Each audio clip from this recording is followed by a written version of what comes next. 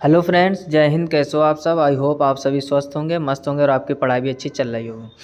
जैसा कि आप लोगों ने थंबनेल में देखा होगा, ये 5000 से भी अधिक प्रश्नों की विज्ञान की सीरीज़ है, जिसमें हम लोग जीके तथा जीएस संपूर्ण कवर करेंगे। यानी यह जीके का क्वेश्चन हो, चाहे वो जीएस का हो। जीएस में आपकी जैसे बायोलॉजी होती है और भी कई सारे टॉपिक होते हैं, तो उनकी चर्चा कर रहे हैं। इसके पहले 50 नंबर तक क्वेश्चन कवर हो गए थे और इसमें 13 से 14 लेक्चर हो चुके हैं। अगर आपने वो नहीं देखे हैं तो चैनल की प्लेलिस्ट में जाकर 5000 से भी अधिक जीके जीएस की सीरीज वाले प्लेलिस्ट में जाकर वहाँ पर आप वो वीडियो विजिट कर सकते हैं। देखते हैं जैसे पहला क्वेश्चन इसमें क्या लिखा हुआ है।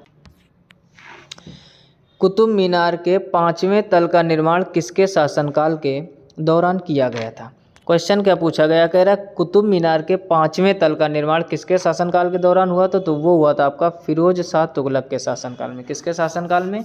फिरोज शाह तुगलक के। नेक्स्ट क्वेश्चन देखते हैं क्या लिखा हुआ है। 52 नंबर लिखा है, स्वतंत्र अवध वंश की नींव किसके द्वारा रखी गई थी? उसका आंसर हो जाएगा आपका सआदत खान। यानी स्वतंत्र अवध वंश की नींव किसके द्वारा रखी गई थी? तो सआदत खान के द्वारा। नेक्स्ट क्वेश्चन देखते हैं। 53 नंबर क्या लिखा हुआ है। लिखा है, हिंदू उत्तराधिकार अधिनियम ने भारत में वंशानुक्रम के नियम को कब त्याग दिया? तो वो त्यागा था 1956 ईस्वी में। कब? 1956 में। नेक्स्ट क्वेश्चन देख लेते हैं। 54 नंबर क्या?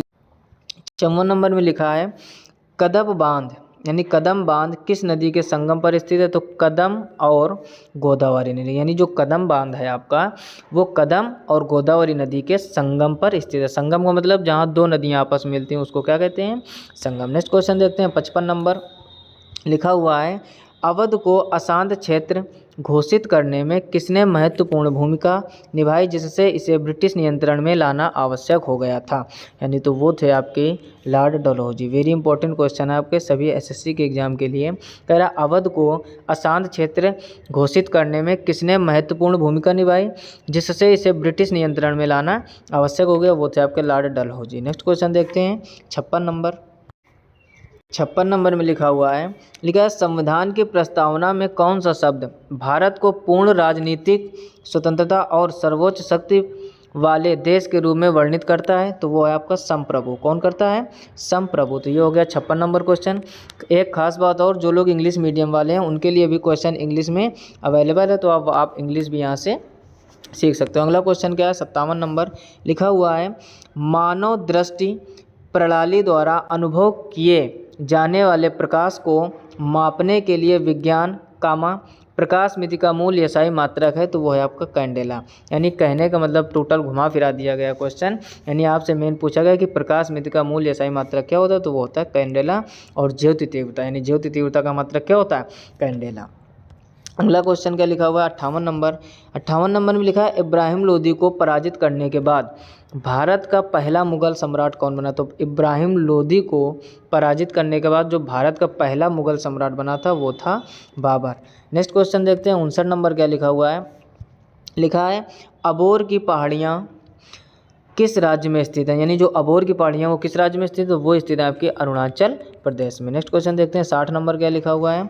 60 नंबर में लिखा है, मुंबई में पहली सूती कपड़ा मिल की स्थापना किस वर्ष की गई थी? यानी जो मुंबई है आपका, जिसको बॉम्बे भी कहते हैं, मुंबई में पहली सूती कपड़ा मिल की स्थापना किस वर्ष की गई थी? तो वो की गई थी आपकी 1854 ईस्वी में। कब की गई थी?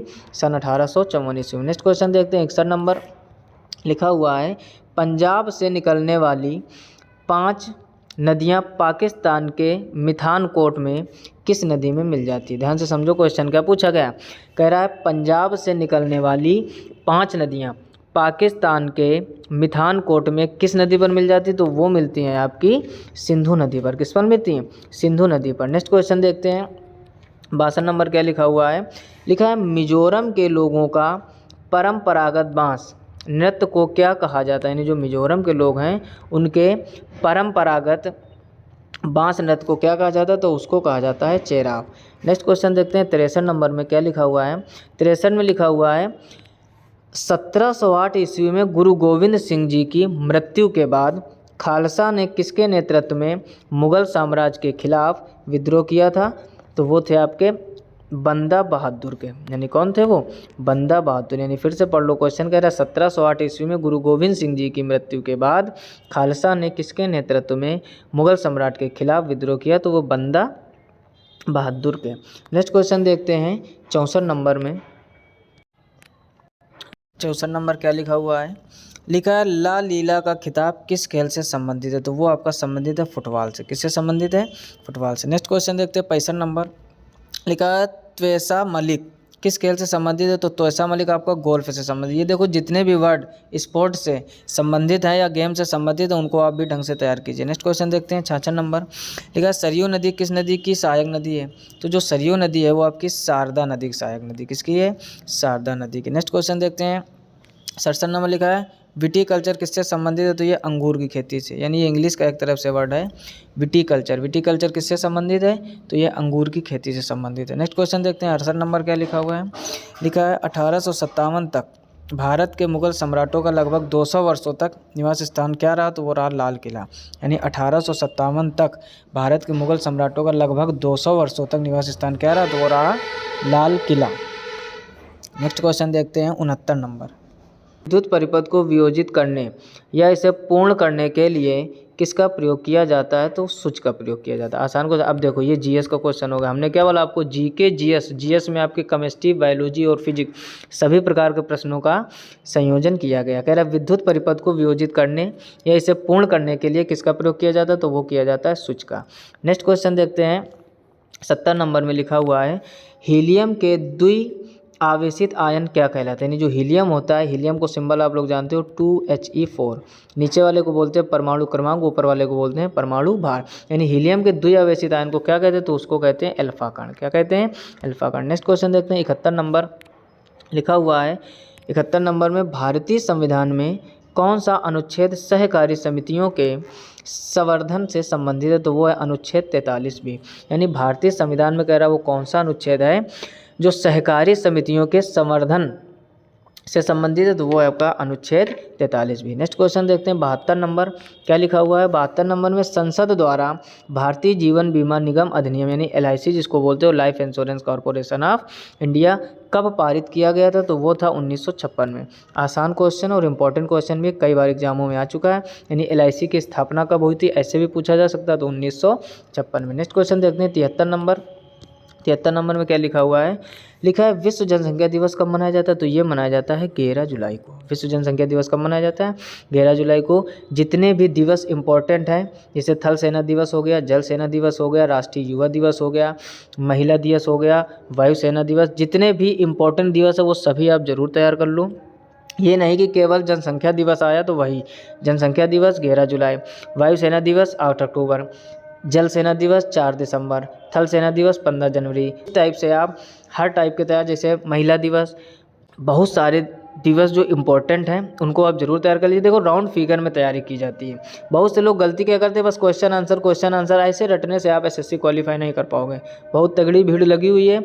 जो क्वेश्चन SSC में पूछा जा चुका है उससे राउंड फिगर, अब जैसे यहाँ पर दिवस पूछा गया तो जितने भी दिवस हैं हर एक महीने के इंपॉर्टेंट दिवस वो आप जरूर तैयार कर लो। कैसा भी दिवस पूछा जाए आप जरूर क्लिक कर पाओगे सही वाला, जो इस हिसाब से आप तैयारी कीजिए। नेक्स्ट क्वेश्चन देखते हैं 74 नंबर क्या लिखा हुआ है। 74 नंबर में लिखा है सूमो कुश्ती प्रतिस्पर्धा की उत्पत्ति किस देश से हुई थी, तो ये हुई थी जापान से। यानी जो सूमो कुश्ती है इसकी प्रतिस्पर्धा यानी एक तरह से कंपटीशन, यानी सूमो कुश्ती की उत्पत्ति किस देश से हुई थी, वो हुई थी जापान से। नेक्स्ट क्वेश्चन देखते हैं 75 नंबर। 75 नंबर में लिखा हुआ है टू लाइफ्स पुस्तक किसके द्वारा लिखी गई थी, तो वो विक्रम सेठ। तो यहाँ तक हम लोगों ने कितने क्वेश्चन कवर कर लिए, 75 क्वेश्चन। अगर आपको ये पूरे 75 क्वेश्चन अच्छे से समझ में आ गए हैं तो कमेंट बॉक्स में कमेंट करके ज़रूर बताइए। अगर इसके पहले के आपने लेक्चर नहीं देखे तो प्लेलिस्ट में जाकर जरूर विजिट कीजिए। अगर चैनल पर पहली बार हो तो सब्सक्राइब करके नोटिफिकेशन बिल को ऑल पर सेलेक्ट कीजिए। जितने भी आपके यार दोस्त SSC की तैयारी कर रहे हो सबको ज़रूर शेयर कीजिए ताकि उन लोगों का साथ में ही भला होता रहे। मिलते हैं नेक्स्ट वीडियो में, तब तक अपना ख्याल रखिए। तब तक के लिए जय हिंद, राधे राधे।